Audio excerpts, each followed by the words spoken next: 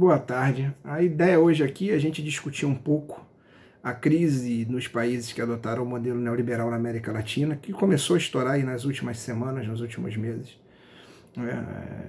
A gente viu o Equador com o presidente Lenin Moreno, aliás, uma janela, péssimo nome para um presidente de direita, Lenin, né? Cuja crise continua. A gente viu a crise, tem visto a crise no Chile, que tem dado as cenas de um povo que resiste contra o modelo neoliberal, talvez o mais entranhado na América Latina, que depois de anos de vigência cria uma crise social que o povo chileno não aguenta mais, né? Uma crise que levou ao fim da educação pública, ao fim do sistema de aposentadoria, ao abandono dos mais frágeis. Esse sistema que teve como um dos seus artífices, não um dos seus principais pensadores, porque ele não tem currículo para isso, nem capacidade intelectual, na minha opinião, mas um de seus artífices, um dos seus operadores, o Paulo Guedes, que é hoje o nosso primeiro-ministro e que tenta implementar um modelo parecido aqui no Brasil. Principalmente ontem, a derrota na Argentina, no processo eleitoral do Macri, que era considerado por muita gente boa no Brasil como o príncipe do neoliberalismo que nos mostraria o caminho para sair da crise, né? Eu me lembro de setores muito próximos ao presidente, ao próprio presidente, elogiarem o Macri, o MBL, o antagonista, essa turma toda que hoje esquece, sumiu e usa um receituário que a gente vai ver, que é sempre tirar a responsabilidade do neoliberalismo e botar na costa dos outros. Mas o que eu quero discutir aqui, eu acho que tem duas questões nesse momento de crise, primeiro, entender por que o neoliberalismo dá errado, né? Em linhas gerais, a gente não é economista, mas entender por que esse sistema dá sempre errado. E a segunda questão, acho que é a mais importante, é porque mesmo um sistema que sempre dá errado tem sempre defensores. Que a gente sofre, às vezes, de um Alzheimer político / econômico, quando se trata de neoliberalismo, e a gente vê gente defendendo esse sistema, mesmo ele já tendo errado, inclusive, no Brasil, já tendo dado errado em diversos momentos, com o governo Fernando Henrique, por exemplo, antes dele com o governo Collor. Então, para o primeiro ponto, para a gente sair do primeiro ponto em discussão, é por que o neoliberalismo dá errado? Por que esse ultraliberalismo dá errado? Porque ele exterioriza de maneira mais violenta as contradições do sistema capitalista. O sistema capitalista, né, tem uma tendência a concentrar. Eu não sou economista, eu sou um professor de história, para deixar claro para quem não consegue, eu vou tentar traçar um breve quadro, tá? Que o objetivo não é se aprofundar. Bem, em linhas gerais, o que a gente vai tratar aqui é que o sistema capitalista tende à concentração de renda. A gente tem visto isso. A renda e as atividades econômicas são concentradas em cada vez menos em poucas mãos, né? Tem um livrinho muito bom do Bauman chamado Por que a riqueza de poucos beneficia todos nós, algo do gênero, que mostra isso.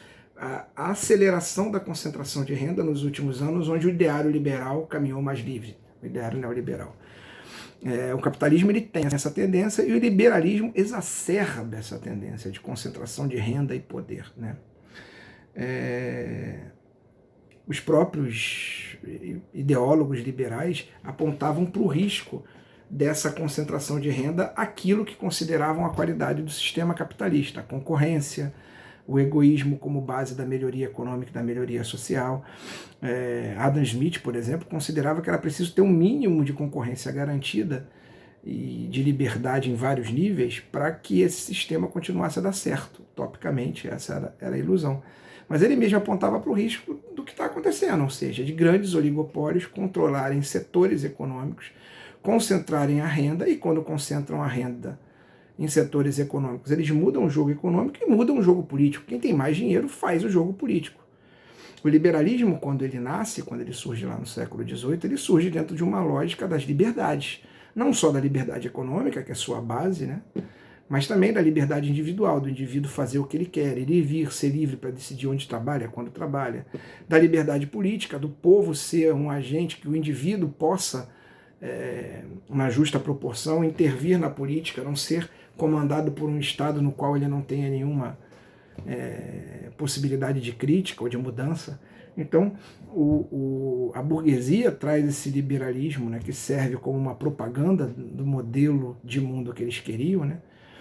Traz essa peça de propaganda e o liberalismo econômico está aí nesse meio, ou seja, a liberdade total, a igualdade política entre os indivíduos. A gente vê que ao longo dos anos o próprio capitalismo, que é a força motriz econômica por detrás disso, ele vai contra isso. Ele concentra renda, ele concentra poder. E o que salvou o capitalismo até hoje foi justamente os freios que o neoliberalismo nega, né? Um Estado, por exemplo, forte o suficiente para controlar e para limitar o poder excessivo da concentração de capital na mão de oligopólios.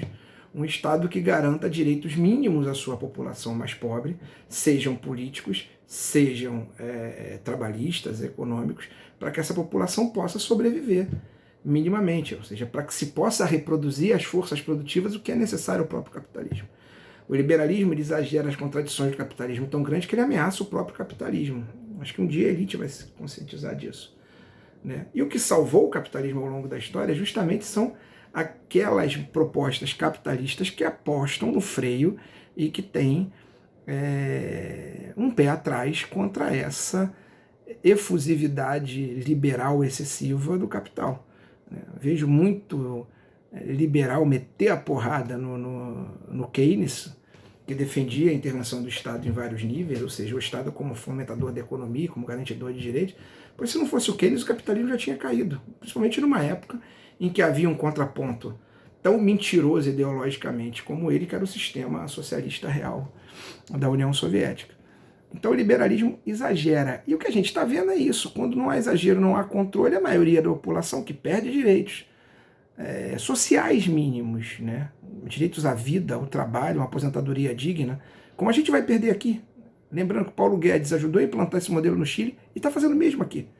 Então, a população, quando ela se toca, que ela perde direitos sociais, perde direitos políticos, porque o liberalismo, né, não sei se eu já falei isso aqui, mas o Benjamin tem um livro maravilhoso chamado Capitalismo como um Artigo, como religião. A religião capitalista diz a liberdade, inclusive a democracia liberal. A democracia liberal, quando há uma concentração de poder e concentração de renda, ela também vira uma mentira, né? Para muita gente ela é uma mentira na origem, né? Sempre foi.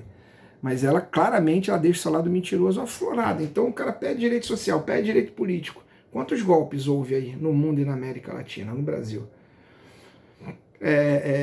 Sem essa regulação, o liberalismo tende ao fracasso, tende ao que a gente está vivendo. E a segunda questão, por que a gente, sabendo disso, é algo tão claro, tão óbvio, continua a persistir? Porque o liberalismo conseguiu, melhor do que ninguém, até por sua origem político-econômica, se vender como uma religião, se vender como, de tempos em tempos, se reconstruir. Se há uma falha no sistema, se você não enriquece dentro desse sistema que favorece o empreendedorismo, a culpa é sua. Ignore-se a concentração de renda. Ignore-se que o mercado ele é muito mais hoje... para você entrar no mercado, você tem muito menos condições, fruto dos oligopólios mundiais e do poder político que esses oligopólios exercem para colocar, não para terminar o Estado.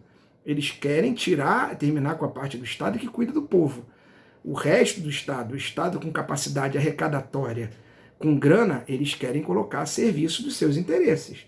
Seja produzindo legislações, seja financiando e diminuindo o risco desse capital predatório. Vide aí a nossa opção. Enquanto o governo corta dinheiro da educação, guarda dinheiro de bolsas, corta dinheiro da ciência e tecnologia, ele paga, sem qualquer discussão, os serviços da dívida pública, que não são nem auditados, ninguém sabe se essa dívida é verdadeira ou não.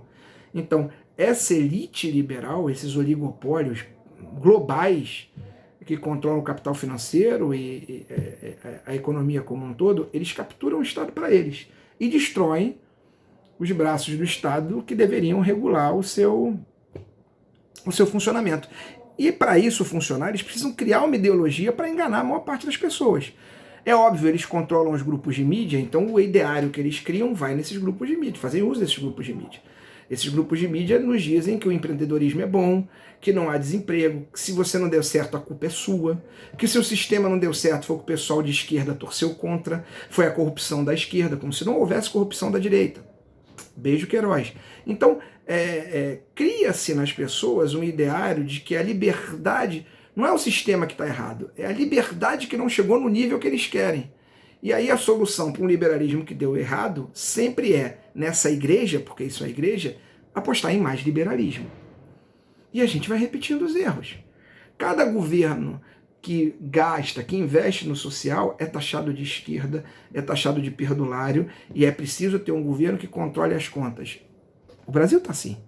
Note-se, controle que contas? Quando a gente gasta 60% numa dívida pública inexplicável.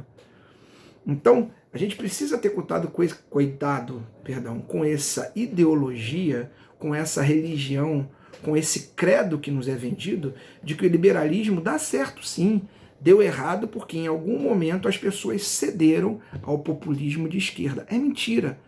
O capitalismo só dá certo quando a preocupação com aquilo que eles chamam populismo de esquerda é de alguma maneira atendida. Porque eles chamam o populismo de esquerda a preocupação da população com o seu futuro. A preocupação da população com o futuro de seus filhos. Isso não é populismo, isso é a vida em sociedade. Isso é humanismo, isso é muito maior do que um processo de acumulação para poucos. Que não percebe o risco que enfrenta e continua tentando ganhar, não resolvendo, ou tentando resolver, que eu acho que são insanáveis, as suas incoerências, mas incutindo na cabeça das pessoas de que a verdade mora com eles. Essa verdade, que na verdade é um monte de mentiras. Se você não deu certo economicamente, não é porque você é burro, não é porque você não é empreendedor. Né? Quem critica o sistema não é vagabundo, não é porque não é empreendedor. A crítica é de quem vê que o sistema, em essência, está errado. E se você não deu certo, é porque o sistema está dando. O sistema não é feito para você enriquecer, para eu melhorar de vida, para se preocupar com os mais pobres. O sistema é feito para concentrar a renda. E cada vez que você compra o ideário sem discutir, você está contribuindo para isso. Então, o meu temor hoje é que, nesse momento de crise, a gente volte a viver os raros momentos de preocupação social na América Latina, ou pior, que a gente troque 6 por meia dúzia. Temos aí já pré-candidatos à presidência, contando com o fracasso cada dia mais claro do atual governo, que não batem na pauta liberal. Muito pelo contrário, defendem o empreendedorismo, defendem que as pessoas, o que falta às pessoas é vontade de acordar cedo. Está aí o Luciano Huck, que é mais do mesmo. É um Bolsonaro sem o autoritarismo, pelo menos no primeiro momento. Então a gente precisa entender isso. O liberalismo, voltando, o ultraliberalismo vai dar errado. Se você considerar dar errado, acabar com a esperança de vida das pessoas, tratar mal a vida das pessoas, ele vai dar errado, porque isso é da natureza dele. A concentração da renda, a concentração do poder, a concentração do Estado nas mãos de poucos. E a gente só vai se livrar desse eterno looping, de voltar para esse eterno erro, se a gente se conscientizar que há uma propaganda enorme querendo tirar toda a responsabilidade do liberalismo por seus crimes. A gente precisa parar de acreditar que somos pessoas escolhidas por Deus, que só não demos certo porque a esquerda, ou o populismo, ou os incompetentes que não gostam desse sistema jogaram contra. Por favor, para a gente não ter que viver uma nova primavera latino-americana daqui a 2, 3 anos. Então, torçamos pelo aprendizado que venha da experiência argentina, da experiência chilena e da experiência do Equador. Que eles se livrem definitivamente do câncer do neoliberalismo e que a gente, que está muito atrás nisso, se toque disso.